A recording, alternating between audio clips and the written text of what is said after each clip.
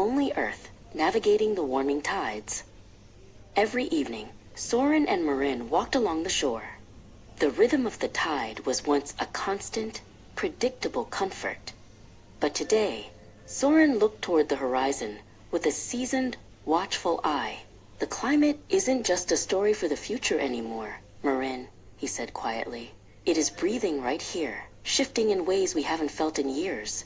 The planet is preparing to show us a different face.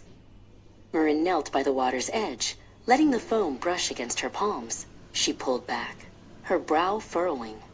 The water didn't have its usual biting chill. It felt unsettlingly tepid. "The ocean feels like it's running a fever," she whispered. She realized that the warmth she felt was a sign of a deeper change, a rising temperature hidden beneath the waves that would soon affect the world above. Inside their home, Soren spread an old nautical map across the table.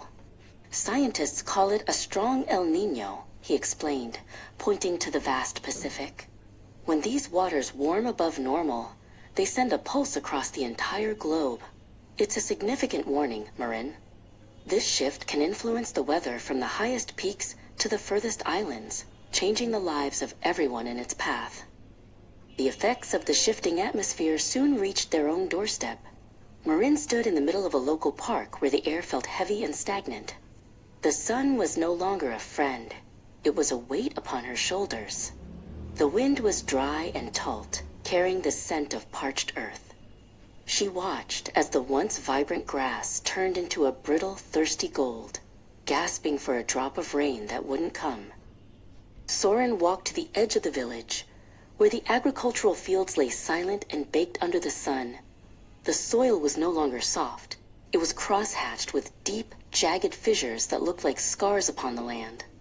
"In 2015, we saw what a powerful El Niño could do," he recalled solemnly. "Food shortages, water crises. It showed us how vulnerable our balance really is. It's a reminder that we must act before the warning becomes a disaster."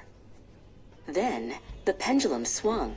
The parched sky vanished behind heavy, bruised clouds, and the rain began, not as a relief, but as a deluge. From behind the window, Marin watched as the garden paths transformed into rushing, muddy rivers. The world seemed to have lost its steady pulse, caught in a chaotic dance between the extremes of drought and the violence of floods. That night, Marin sat by her desk, slowly rotating a small globe. She thought of the rising seas and the cracked fields, realizing that a stranger on the other side of the planet was likely looking at the same moon, facing the same uncertainty. "We have only one Earth," she murmured. "Climate change isn't just a topic for discussion anymore. It is the shared reality of our lives, no matter where we call home." The next morning, Marin and Soren went to the garden, carrying a small, green sapling and a spade. "We must not panic, but we cannot ignore this," Soren said, his voice firm. "Preparation is our strongest tool." Together, they dug into the earth. They knew that planting a tree was a small act, but it was a gesture of respect toward a nature that was demanding to be heard.